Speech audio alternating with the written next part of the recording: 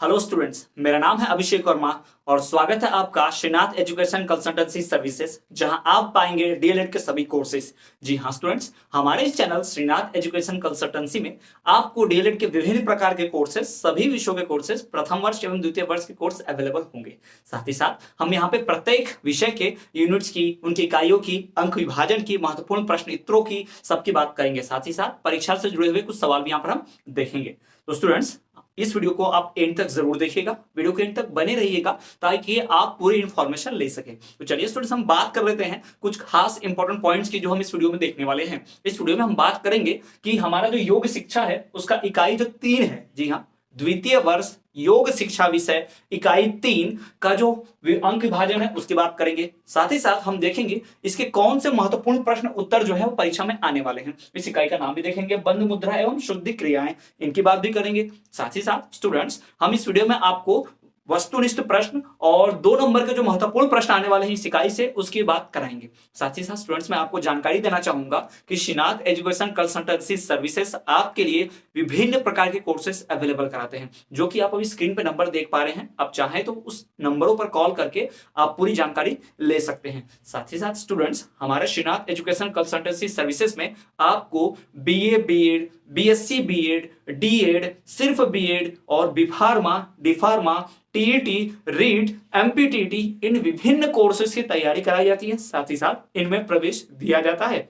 आप भारत के किसी भी कोने से हो, किसी भी राज्य से हो, आपको यहाँ पर प्रवेश मिल सकता है बहुत ही किफायती दरों पर। जी हाँ, बहुत ही कम फीस में आपको अच्छी शिक्षा की गारंटी यहाँ पर मिलेगी श्रीनाथ एजुकेशन कंसल्टेंसी सर्विसेज में, जो अन्य भारत के किसी भी कंसल्टेंसी सर्विस आपको प्रोवाइड नहीं करेगी। वो आपका सिर्फ एडमिशन कराएगी, किंतु आपको बहुत सारे कोर्सेज ऑफर नहीं करेगी। हम बहुत सारे कोर्सेज ऑफर करेंगे, साथ ही साथ स्टडी मटेरियल, वीडियो लेक्चर्स इस तरह से प्रोवाइड करेंगे ताकि आप अच्छी सफलता पा सके। जैसा कि आप जानते हैं, डीएड बीएड शिक्षक बनने के लिए जरूरी होता है, तो डीएड बीएड के लिए जितना भी कोर्स जरूरी है बहुत आसानी से उपलब्ध कराया जाता है हमारे यूट्यूब चैनल पर। तो चैनल के साथ जुड़े रहिए। साथ ही साथ श्रीनाथ एजुकेशन कंसल्टेंसी में प्रवेश पाकर अपनी सफलता अर्जित कीजिए। दिए गए नंबरों पर आप कॉल कर सकते हैं। तो चलिए स्टूडेंट्स, थोड़ी सी जानकारी श्रीनाथ एजुकेशन कंसल्टेंसी के बारे में जानने के बाद बढ़ते हैं अपने इस इकाई की तरफ। लेकिन उससे पहले एक छोटी सी रिक्वेस्ट, यदि आप मेरे चैनल पर नए हैं तो चैनल को सब्सक्राइब कीजिए, बेल नोटिफिकेशन को ऑल पर रखिए। साथ ही साथ जब भी कोई नई वीडियो आएगी तो आप उसे मिस नहीं करेंगे, और कमेंट कीजिए कि आपको वीडियो कैसी लगी। तो चलिए स्टूडेंट्स, बढ़ते हैं अपने इस इकाई 3 की तरफ, जो कि है द्वितीय वर्ष योग शिक्षा की। जी हाँ, योग शिक्षा द्वितीय वर्ष का इकाई 3 जो है उसका नाम है बंध, मुद्रा एवं शुद्धि क्रियाएं। जी हाँ, बंध, मुद्रा एवं शुद्धि क्रियाएं। तो इसमें आप बंध के बारे में जानेंगे, मुद्राओं के बारे में जानेंगे, साथ ही साथ शुद्धि क्रियाएं जो होती है उनके बारे में जानेंगे। तो हमारे जितने भी प्रश्न होंगे, चाहे वस्तुनिष्ठ हो चाहे हमारे लघुत्तरीय हो, उन सभी की बात हम इस इकाई में करने वाले हैं। अब बात करते हैं इसके अंक विभाजन की। अगर इसके अंक विभाजन की बात करें तो ये इकाई 3 कुल 5 अंकों की है। जी हाँ, ये जो इकाई 3 है कुल 5 अंकों की है, जिसमें 1 मार्क्स का 1 प्रश्न, 2 मार्क्स के 2 प्रश्न आते हैं, यानी 2 2 4 और 1 5। इस प्रकार से 5 अंकों का इसका विभाजन है। तो चलिए स्टूडेंट्स, हम आगे बढ़ते हैं और शुरू करते हैं और देखते हैं कि बंध, मुद्रा एवं शुद्धि क्रियाएं ये इकाई कैसी है। तो चलिए स्टूडेंट्स, हम बात करते हैं सबसे महत्वपूर्ण प्रश्न उत्तर की। तो सबसे महत्वपूर्ण वस्तुनिष्ठ प्रश्नों से शुरुआत करते हैं और देखते हैं कि इस इकाई से सबसे महत्वपूर्ण प्रश्न उत्तर कौन से आते हैं। तो सबसे पहला, नलों को चलाने की क्रिया को योग की भाषा में कहते हैं। नल मतलब हमारा पानी वाला नल नहीं, ये हमारे शारीरिक नलों की बात हो रही है, ठीक है, नलिकाओं की। तो नलों को चलाने की क्रिया को योग की भाषा में कहते हैं नैली चालन। क्या कहते हैं इसे? नैली चालन कहते हैं। जी हाँ स्टूडेंट्स, तो नलों को चलाने की क्रिया को योग की भाषा में कहते हैं नैली चालन। अब नल जो है मतलब हमारे भीतरी जो नलिकाएं होती हैं, वेन्स, ब्लड वेसल जिन्हें कहते हैं, धमनियां, इनमें इनकी बात चल रही है यहाँ पर, ठीक है। तो नलों को चलाने की क्रिया को योग की भाषा में नैली चालन कहते हैं। दूसरा, किस क्रिया द्वारा पाचन संस्थान की सफाई की जाती है? किस क्रिया के द्वारा पाचन संस्थान, यानी जो हमारा उदर होता है, हमारा जो पेट है, उसमें जो पाचन क्रिया, डाइजेस्टिव सिस्टम है भाई, उसको पूरे तंत्र को सुधारने की कैसे किया जाती है, किस क्रिया से? तो किस क्रिया द्वारा पाचन संस्थान की सफाई की जाती है? धौतिक क्रिया। धौतिक क्रिया द्वारा, धौतिक क्रिया द्वारा हमारे पाचन तंत्र, पाचन संस्थान की सफाई की जाती है। धौतिक क्रिया, ध्यान रखिएगा, कौन सी क्रिया? धौतिक क्रिया द्वारा। धौतिक क्रिया द्वारा हमारे पाचन तंत्र की, पाचन संस्थान की सफाई की जाती है। अगला, जल नीति की क्रिया की जाती है। जल नीति की क्रिया कैसे की जाती है? तो जल नीति की क्रिया, जल नीति मतलब, नीति मतलब समझिए, जिसमें क्या होता है, नाक में ऐसा पानी डाल के इस छिद्र से बाहर निकालते ताकि नाक के दोनों छिद्र खुल जाए, ऐसा भी किया जाता है। तो इसे कहते हैं नेति। ठीक है, दो प्रकार से होती है, इसके बाद में हम आगे पढ़ेंगे कि नेति के बारे में बताइए, इसको डिटेल में पढ़ेंगे। पर फिलहाल मैं ऑब्जेक्टिव रूप में बता दूं कि जो जल नेति है ये क्रिया जरूरी नहीं कि आप पानी डालें नाक में, हो सकता है कि आप घी भी डाल सकते हैं, दूध भी डाल सकते हैं। जी हाँ, घी और दूध की मदद से भी इस नाक से डालना है और इधर से निकालना है, ऐसा कुछ। ठीक है, नाक तो एक ही है पर छिद्र दो है, तो ऐसा करना। इस क्रिया को करने से हमारे नाक, श्वसन नली, इनमें थोड़ा सा संचार बढ़ जाता है, तो शुद्धि हो जाती है। तो ये क्रिया जो उसी के लिए होती है। तो जल नेति की क्रिया की जाती है दूध, घी या फिर नमक मिले हुए गुनगुने पानी से। जी हाँ, किससे की जाती है? जल से, दूध से, घी से, नमक मिला वाला जो पानी होगा जल, उससे की जाती है। उसके बाद चलिए देखते हैं मुद्राओं को कौन सा अंग माना गया है। मुद्राओं को कौन सा अंग माना गया है? तीसरा अंग। मुद्राएं जो होती हैं वो हमारे शरीर का तीसरा अंग होती हैं, तो मुद्राओं को तीसरा अंग माना गया है। कौन सा अंग माना गया है? तीसरा अंग माना गया है। किसे माना गया है? मुद्राओं को माना गया है। ठीक है, बढ़ते हैं अगले प्रश्न को। जालंधर बंध की स्थिति शरीर में कहां पर है? तो जालंधर जो होता है, जालंधर जो बंद होता है, वो उसकी स्थिति जो होती है कहां पर होती है, वो कहां स्थित होता है? तो जालंधर जो बंद होगा वो हमारे कंठ में। कहां पर होगा वो? कंठ। जी हाँ, कंठ। इधर सही कर देता हूं मैं, कंठ। वो हमारे कंठ पर स्थित है, कंठ पर। ठीक है, जालंधर बंध की स्थिति शरीर में कहां पर स्थित होती है? तो कंठ पर। जालंधर बंध की स्थिति कंठ पर निर्भर होती है, वहां पर स्थित होती है। अगला प्रश्न, उड्डीयान बंध का संबंध किस ग्रंथि से? भाई उड्डीयान जो बंध है उसका संबंध किस ग्रंथि से है? तो वो है विष्णु ग्रंथि से। किससे संबंध है उसका? विष्णु ग्रंथि से। जी हाँ, तो उड्डीयान बंध का संबंध किस ग्रंथि से है? तो विष्णु ग्रंथि से है, ध्यान रखना है। अगला प्रश्न, त्राटक से शक्ति विकसित होती है। त्राटक मतलब होता है ध्यान लगाना, किसी चीज पर एकाग्रता पूर्वक ध्यान लगाना, जिससे हमारे अंदर एकाग्रता जागृत होती है। तो त्राटक से शक्ति, कौन सी शक्ति विकसित होती है? तो एकाग्रता की शक्ति विकसित होती है। अगर आपसे कोई पूछे, सवाल आए तो त्राटक से कौन सी शक्ति विकसित होती है? तो एकाग्रता की शक्ति विकसित होती है। किससे? त्राटक से।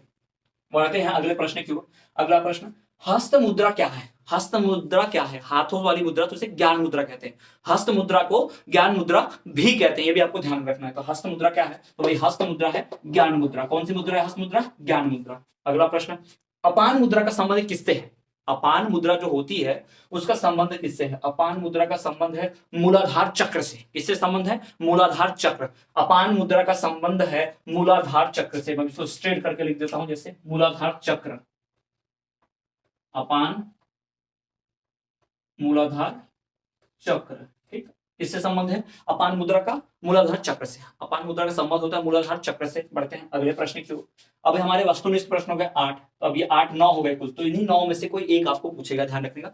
एक मास का एक इकाई बहुविकल्प पूछता है, तो इन्हीं 9 में से कोई एक पूछेगा, गारंटी है। बढ़ते हैं अगले प्रश्नों की ओर। इसमें अगले प्रश्नों की बात करें तो यहाँ पर दिया हुआ है कपाल भाती से आप क्या समझते हैं? भाई कपाल भाती से आपको क्या लगता है, क्या समझते हैं? कपाल भाती क्या है? कपाल भाती आपने सुना होगा। जी हाँ, कपाल भाती जिसे हम कहते हैं, ये एक प्रकार का प्राणायाम है। कपाल भाती जो है एक प्रकार का प्राणायाम है। इसके 3 प्रकार होते हैं। क्या प्रकार होते हैं भाई इसके 3? वात कर्म, व्युत कर्म और शीत कर्म। जी हाँ, कपाल भाती में देखना आप श्वास को बाहर छोड़ने पे ध्यान दिया जाता है, सांस बाहर छोड़ते हैं, वो कपाल भाती में आता है। तो ये यहीं पर देखिए कि एक प्रकार का प्राणायाम है। कपाल भाती क्या है? एक प्रकार का प्राणायाम है। मैंने जो लिखा हुआ है डायरेक्टली आप ऐसे नहीं लिखेंगे, इसको आप क्या करेंगे? छोटे छोटे अक्षरों में, छोटे शब्दों में बनाएंगे। अक्षर शब्द होगा, छोटे छोटे आप इसको सेंटेंस बनाएंगे और फिर लिखेंगे। मैंने डिटेल में ऐसा दिया हुआ है, इसको फिर आप और अच्छे से थ्योरी में लिखेंगे। मैंने बस ये याद रखने के लिए शॉर्टकट बनाया हुआ है। ठीक है, कि कपाल भाती जो है यह एक प्रकार का प्राणायाम है जो योग के अंतर्गत आता है। इसलिए योग प्राणायाम जो होता है ये वाला कौन सा प्राणायाम? कपाल भाती प्राणायाम। 3 प्रकार होते हैं इसके। कपाल भाती के 3 प्रकार हैं, 3 प्रकार से की जा सकती है। वात कर्म, व्युत कर्म और शीत कर्म। ध्यान रखेंगे, वात कर्म, व्युत कर्म और शीत कर्म। उसके बाद कि श्वास छोड़ने पर अधिक जोर। इसमें क्या होता है? श्वास छोड़ने पर अधिक जोर दिया जाता है। इसमें, इस कपाल भाती में, इस क्रिया में श्वास को छोड़ने पर ज्यादा ध्यान दिया जाता है। सांस लेना, सांस छोड़ना, सांस छोड़ने पर ज्यादा ध्यान दिया जाता है। सांस लेने से ज्यादा सांस छोड़ने पर। ये कपाल भाती है क्रिया जिसमें जोर जोर से सांस बाहर फेंकते हैं। इससे श्वसन नली, हमारे फेफड़े, ये श्वसन तंत्र पूरा सुदृढ़ हो जाता है, उसकी शुद्धि हो जाती है। ठीक है, इसमें जो मल होते हैं, कचरा भर जाता है लंग्स में, फेफड़ों में, विंड पाइप में, वो सब बाहर निकल जाता है। किसके द्वारा? कपाल भाती के द्वारा। तो कपाल भाती इसी तरह करते हैं।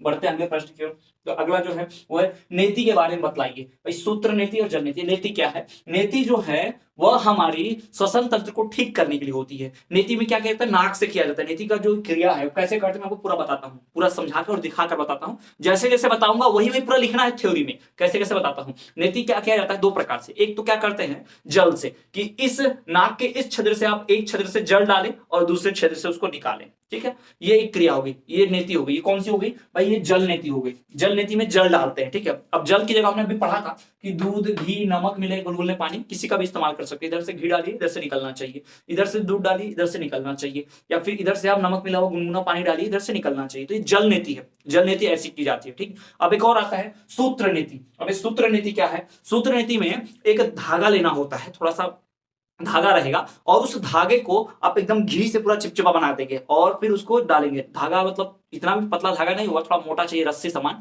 और इतना मोटा भी नहीं कि हमारे छिद्र से जा ना सके और इतना पतला भी नहीं कि पता ही नहीं चले, है ना। तो हमें क्या करना है, एक को हमारे नाक के छिद्र से डालना होता है, उस धागे को डाल के फिर उसको मुंह से निकालना होता है। जी हाँ, एक सिरे को आप पकड़ के रखिए नाक में ऐसा, और दूसरे सिरे को यहाँ से तो ऐसे डालते चलिए, फिर जैसे आ जाएगा हमारे मुख में तो उसको हम खींच लेंगे धीरे से, ऐसे ऐसे। ठीक है, तो एक ऐसा बाहर रहना चाहिए, तो इसको सूत्र नीति कहते हैं। ये दोनों योग विधियां हैं, दोनों योग विधियां हैं, इन्हें हम नीति कहते हैं। और नीति दो प्रकार के होते हैं, सूत्र नीति और जल नीति। सूत्र मतलब सूती का कपड़ा से आप एक धागा लीजिए सूत्र नीति में, और जल नीति में जल लीजिए। जल से, घी से, दूध से आप क्या कर सकते हैं, नाक के दोनों छिद्रों में से एक छिद्र में डाल के दूसरे छिद्र से, दूसरे में डाल के पहले छिद्र में से, ये होगी जल नीति। और सूत्र नीति में क्या होता है, धागा लेना पड़ता है रस्सी जैसा, उसको पूरा चिपचिपा घी से मिला दीजिए ताकि वो हमारे नाक से लेके निकलकर मुख तक आ सके। तो उसमें क्या करते हैं, नाक से एक ऐसा डालते हैं और फिर मुख से निकाल लेते हैं। ये योग है, ये भी एक योग क्रिया में से आता है। तो इसे हम नीति कहते हैं, जल नीति और सूत्र नीति। ठीक है, तो ये हो गया नीति के बारे में। बढ़ते हैं अगले प्रश्न की ओर। अगला प्रश्न है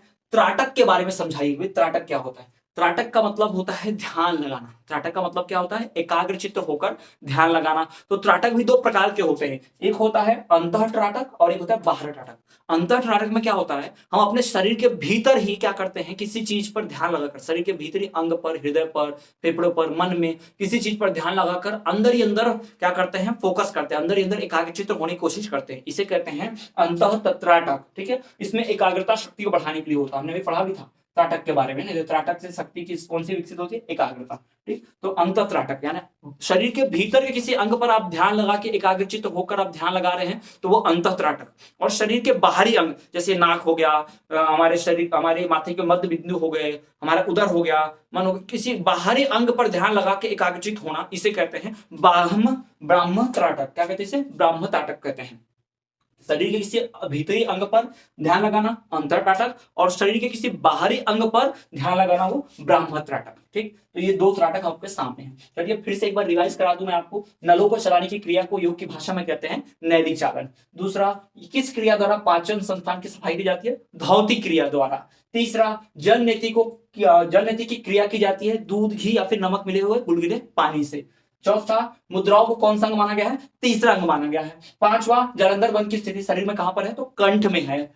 छठवां, उड्डयन बंध का संबंध किस ग्रंथि से? विष्णु ग्रंथि से है। सातवां, त्राटक से शक्ति विकसित होती है, एकाग्रता की शक्ति। आठवां, हस्त मुद्रा क्या है? ज्ञान मुद्रा। अपान मुद्रा का संबंध है मूलाधार चक्र से।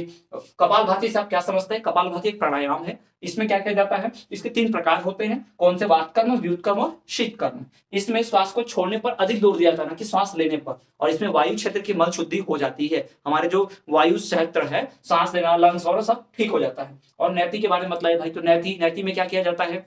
इसमें नलिकाओं को साफ करने का, यानी सांस वाले नलिकाओं को साफ किया जाता है। कैसे? तो इसमें इसके 2 सूत्र हैं, एक सूत्र नीति, एक जल नीति। हम अपने नाक के एक छिद्र से दूसरे छिद्र में से जल निकालते हैं या फिर रस्सी निकालते हैं, तो इसे कहते हैं, एक छिद्र में डालेंगे मुंह से निकालेंगे, एक सिरा मुंह पर रहेगा, तो इसे हम कहते हैं क्या? हमारा नीति। धागे से करेंगे तो सूत्र नीति, जल से करेंगे तो जल नीति। उसके बाद है त्राटक। त्राटक मतलब ध्यान लगाना, एकाग्रता। तो अगर शरीर के किसी भीतरी अंग पे ध्यान लगाओगे तो वो अंतः त्राटक। बाहरी अंग पे ध्यान लगाओ, जैसे नाक पर ध्यान लगा रहे हैं, आंख बंद करके नाक पर ध्यान लगा रहे हैं बाहरी अंग पर, तो हो गया ब्राह्म त्राटक।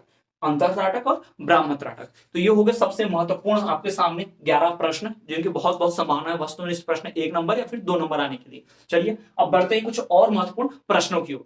सो स्टूडेंट चलिए अब हम बात करते हैं कुछ नए प्रश्नों की जिनका आना बहुत ही महत्वपूर्ण है, जिनका आने की संभावना पूरी पूरी है। जी हाँ, मैं आपको 3 ऐसे प्रश्न बताने जा रहा हूं जो 3 में से 2 मार्क्स के लिए 1 या 2 प्रश्न आना गारंटीड है, गारंटी के साथ कह सकता हूं। तो वीडियो को मिस मत कीजिए, एंड तक देखिए, वो प्रश्न आएंगे ही आएंगे। जी हाँ स्टूडेंट्स, अगर आपने अभी तक की वीडियो देखी है तो आपके 5 अंक पक्के हो गए समझ लीजिए, और ये वीडियो भी देख लीजिए, फिर 100% 5 अंक आपको इस यूनिट से मिलेंगे, इस इकाई से मिलेंगे, कोई रोक नहीं सकता। और स्टूडेंट्स यदि आप मेरे चैनल पर नए हैं तो प्लीज हमारे channel education Shrinath education consultancy को सब्सक्राइब जरूर कर लीजिए, बेल नोटिफिकेशन को ऑल पर रखिए ताकि जब भी कोई वीडियो लाऊं तो आपको फटाफट मिल जाए। और कमेंट भी कीजिए अगर कोई आपको जरूरत है, आपको लगता है कि अगला विषय कौन सा होना चाहिए, किस प्रकार के वीडियो चाहिए, तो मिल सकते हैं। साथ ही साथ दिए गए नंबर पर आप संपर्क करके वेरियस कोर्सेज के इंफॉर्मेशन ले सकते हैं। जी हाँ, बहुत सारे courses, BSc, BEd, BA, BEd, DEd, BEd, और साथ ही साथ डिप्लोमा इन एलिमेंट्री एजुकेशन जो डीएड है, B pharma, D pharma, REET, MPTET, TET, CTET, इन सभी की तैयारी हमारे यहां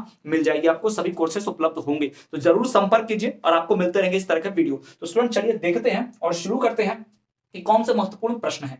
तो उन महत्वपूर्ण प्रश्नों की बात करें तो सबसे पहला है बंध। बंध से क्या आशय है? भाई साहब आप थोड़ा दिमाग लगाइए, जब चैप्टर का ही नाम बंध है, इकाई का ही नाम बंध है, इकाई का नाम मुद्रा है, इकाई का नाम शुद्धि है, तो इन 3 से जुड़े सवाल तो आने ही आने गारंटी है। हमारे 3 सवाल भी देख लो आप, बंध, मुद्रा, षट क्रिया, शुद्धि की क्रिया। तो ये तीनों सवाल हमारे पाठ के तीनों नाम पर ही है, बंध, मुद्रा और शुद्धि क्रिया है। जी हाँ, ये बात का ध्यान रखिए कि पाठ से जुड़े हुए सवाल जरूर पूछता है, गारंटेड पूछता है। तो दिमाग से किसी को भी पढ़ना चाहिए। अगर आपके पास कोई किताब है जिससे आप पढ़ रहे हो तो दिमाग से पढ़िए थोड़ा सा, और नहीं पढ़ रहे तो ये वीडियो भी देख लीजिए, काफी आराम से पास होने के लिए 80 मार्क्स 80% आप जरूर स्कोर कर जाएंगे। ठीक है, तो चलिए देखते हैं पहला प्रश्न, बंध से क्या आशय है? जी हाँ, बंध से क्या आशय है, बंध के प्रकार भी बताइए। जो बंध होता है उसका मतलब क्या है, आशय मतलब उसका मतलब क्या है, और बंध के प्रकार बताइए, बंध कितने प्रकार के होते हैं भी बताना है। तो बंध शब्द जो है इसका अर्थ होता है बांधना या कसना। बंध शब्द का अर्थ है बांधना या फिर कसना, ये लिखना है आपको। जी हाँ, याद रख सकते हैं, बंध का अर्थ है बांधना या कसना। बंध के प्रकार होते हैं जैसे कि जालंधर बंध, उड्डयन बंध है, मूल बंध है, ये बंध के प्रकार है। तो स्टूडेंट्स, बंध शब्द का अर्थ है बांधना या कसना। हमारे शरीर में हमारे जो अंग होते हैं कई बार वो सुचारू ढंग से काम नहीं करते, तो उन अंगों को बांधना, उन अंगों को ठीक करना, उनके यथास्थिति पर लाना, इसे ही बंध कहते हैं। योग क्रियाओं में योग की सहायता से कई सारी बीमारियां, रोग का निवारण हो सकता है। जैसे किसी, मान लीजिए कोई हमारा शरीर का अंग, भीतरी अंग ठीक ढंग से काम नहीं कर रहा, तो हम उसके लिए सर्जरी करवाते हैं अगर मेडिकल डॉक्टर के पास जाएंगे तो। लेकिन योग में बिना सर्जरी के ही योग की सहायता से उसको ठीक किया जा सकता है। यही योग की शक्ति है, पूरी दुनिया मानती है, डॉक्टर्स भी इसको रेफर करते हैं कि हाँ योग करना चाहिए। या फिर डॉक्टर सर्जरी करके थक जाते हैं, अन्य कार्य करके थक जाते हैं, ठीक नहीं होता, लेकिन योगा से ठीक हो जाता है। ठीक, तो हमें ध्यान रखना है, योग बहुत लाभदायक है। बंध का अर्थ है बांधना या कसना। जो बंध के प्रकार होते हैं, कितने प्रकार? 3 प्रकार। कौन कौन से? जालंधर बंध, उड्डयन बंध और मूल बंध, ये हो गए बंध के प्रकार। अब बढ़ते हैं अगले प्रश्न की ओर। बंध हमारा हो गया, अब बढ़ेंगे मुद्रा की ओर। ठीक, मुद्रा। मुद्रा किसे कहते हैं? मुद्रा के प्रकार तथा लाभ बताइए। भाई मुद्रा क्या है? मुद्रा यानी कि स्थिति। मुद्रा शब्द संस्कृत हो गया, स्थिति एक सामान्य शब्द हिंदी वाला हो गया। ठीक है, तो मुद्रा शब्द जो है उसका अर्थ होता है स्थिति। जिस स्थिति में आपको आनंद मिले वही क्या है? मुद्रा है। जी हाँ, मुद्रा क्या है? जो आनंद दे वह मुद्रा है। जिस भी स्थिति में जो भी कार्य करते हो हमें आनंद प्राप्त होगा तो हम उसे कहेंगे ये मुद्रा है। ठीक है, तो जो आनंद दे वह मुद्रा है। मुद्रा शब्द का अर्थ भी है। जी हाँ, मुद्रा शब्द का अर्थ होता है भाव भंगिमा होता है। जी हाँ, मुद्रा शब्द का अर्थ है भाव भंगिमा। ठीक, तो मुद्रा शब्द का अर्थ होता है भाव भंगिमा। जो आनंद दे वह मुद्रा है। मुद्रा शब्द का अर्थ भाव भंगिमा से होता है। मुद्रा के प्रकार हैं, कई प्रकार हैं, 4-5 प्रकार मैंने यहाँ लिखे हैं, लेकिन कई प्रकार होते हैं, अब सारे एक साथ नहीं लिख सकते ना। तो हस्त मुद्रा, आधार मुद्रा, मान मुद्रा, काया मुद्रा। जी हाँ, हस्त मुद्रा बता दूं आपको, हस्त मुद्रा क्या होती है? हमारे हथेलियों को कुछ इस प्रकार से रखना, ये ज्ञान मुद्रा कहलाती है। हस्त मुद्रा में हाथों का इस्तेमाल, ये ज्ञान मुद्रा है। एक उंगली ऐसी होना अंगूठे से छूकर, और ये ऐसे छूकर होना, तो इसे कहते हैं ज्ञान मुद्रा। और इसी को ऐसा बदल दो आप, ऐसे नीचे कर दो तो ये चिन्ह मुद्रा हो जाता है। जी हाँ, ये ज्ञान मुद्रा, ये चिन्ह मुद्रा, दोनों के अपने अपने लाभ हैं। इससे ज्ञान में वृद्धि होती है, बुद्धि तेज होती है, स्मरण शक्ति बढ़ती है। जी हाँ, इसके अलावा और भी मुद्रा है, जैसे कि हमारी जीभ जो होती है उसको हम अपने तालू से टच कराएंगे, ऊपर में, ऊपरी भाग में, ऐसे ऐसे ऐसे टच कराएंगे तो ये भी एक मुद्रा है। इससे भी हमारे शरीर में फायदा होता है, ये भी योग में आता है। ठीक, तो इस प्रकार से अनेक प्रकार की मुद्राएं हैं जो हमारे शरीर के लाभदायक हैं, जो योगा के अंतर्गत आती हैं, जिनको करने से हमारा शरीर स्वस्थ होता है, अनेक प्रकार के रोगों का निवारण होता है, हमारे शरीर के जो अंग है वो सुचारू रूप से सही ढंग से कार्य करते हैं। तो ये बहुत इंपॉर्टेंट है। ठीक, तो जो आनंद दे वो मुद्रा है। मुद्रा शब्द का अर्थ है भाव भंगिमा से होता है। मुद्रा के प्रकार हैं हस्त मुद्रा, आधार मुद्रा, मान मुद्रा, काय मुद्रा। जी हाँ, मुद्रा के प्रकार हस्त मुद्रा, आधार मुद्रा, मान मुद्रा, काय मुद्रा। तो ये मुद्रा के प्रकार भी हैं। अगला देखिए, षट क्रिया से क्या आशय, इसके लाभ बताइए। जी हाँ, षट क्रिया क्या होती है, इससे क्या आशय और इसके लाभ बताइए। तो षट क्रिया से क्या आशय, इसके लाभ बताइए। तो षट क्रिया जो है उसको और भी कई नामों से जाना जाता है, ध्यान रखिएगा, आपको सवाल बदल के आ सकता है, जरूरी थोड़ी षट क्रिया पूछेगा। षट क्रिया का दूसरा नाम पूछ लिया, उसका नाम है षटकर्म। षटकर्म से क्या आशय है, षट क्रिया से क्या आशय है, साथ ही साथ शुद्धि क्रिया से क्या आशय है। तीनों नाम एक ही है। जी हाँ, षट क्रिया, शुद्धि क्रिया और षटकर्म, तीनों के तीनों नाम क्या है, एक ही है, अलग नहीं है, एक ही है। तो ध्यान रखिए, षट क्रिया से क्या आशय है, शरीर क्या होता है, मैं आपको थोड़ा समझा दूं। अब पहले तो आप नाम जान लीजिए कि षट क्रिया का दूसरा नाम क्या है, शुद्धि क्रिया, षट क्रिया और षटकर्म, तीन नाम है इसके। षट क्रिया, शुद्धि क्रिया, षटकर्म। ठीक, षट क्रिया, शुद्धि क्रिया और षटकर्म, ये तीन नाम है इसके। तीनों में से कोई भी पूछ देगा तो आपको जान लेना कि भाई जवाब एक ही लिखना है, एक ही प्रश्न पूछा है, ध्यान रखिएगा। ठीक है, ये हमारे तीसरे टॉपिक से जुड़ा हुआ शुद्धि करने के लिए। तो चलो मैं पढ़ाता हूँ, समझाता हूँ आपको। देखो क्या होता है, हमारे शरीर के जब अंग काम करते हैं तो उन अंगों से कुछ ना कुछ ऐसा स्त्राव होता है, कुछ ना कुछ ऐसा द्रव्य निकलता है जो हमारे अंग के लिए ठीक नहीं होता। अगर वो निकलता रहे लगातार तो शरीर ठीक ढंग से काम करना बंद कर देता है। तो क्या होता है, हमारे शरीर की शुद्धि आवश्यक है। जैसे अभी मैं बोल रहा हूं तो मुझे पसीना हो रहा है, तो पसीना के बाद मुझे नहाना जरूरी है, मैं नहाऊंगा ताकि सब साफ होगा, तब मेरा चेहरा अच्छा दिखेगा। ठीक है, वरना पसीना धूल मिट्टी बैठेगी, पिंपल्स हो सकते हैं, है ना, फोड़ी फुंसी हो सकते हैं। तो शरीर के बाहरी अंग को तुम फटाफट साफ कर लेंगे, साबुन घिस लिया मैंने, फेस वॉश लगा लिया, ऐसे साफ कर दिया, साफ हो जाएगा। लेकिन शरीर के अंदर कैसे, हमारे अंदर का पेट, हमारे अंदर के फेफड़े, ये सब साफ कैसे होंगे, है ना, ये इनको कैसे साफ किया जाएगा। तो इनको साफ किया जाएगा षट क्रियाओं द्वारा, शुद्धि क्रियाओं द्वारा। जी हाँ, किसके द्वारा, षट क्रियाओं द्वारा, शुद्धि क्रियाओं द्वारा इसको साफ किया जाएगा। तो इन्हें ही शुद्धि क्रिया, षटकर्म या फिर षट क्रिया कहते हैं।